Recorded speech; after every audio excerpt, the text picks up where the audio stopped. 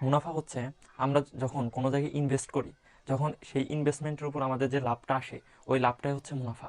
এখন এই মুনাফাটা আমি কিভাবে বের করব? এই মুনাফাটা বের করার জন্য আমাকে কয়েকটি বিষয় জানতে হবে। যেমন প্রথম বিষয় হচ্ছে আমাকে জানতে হবে আসল। আসল আসল বা এটাকে বলা হয় মূলধন। মূলধন আসল বা মূলধন কি?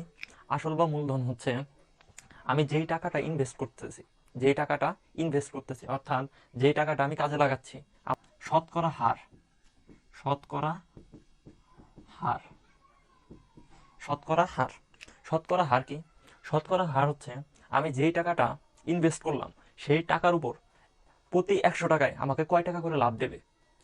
প্রতি 100 টাকায় আমাকে কয় টাকা করে লাভ দেবে, এটাই হচ্ছে শতকরার হার। আবার এরপরে জানতে হবে আমাকে মুনাফা।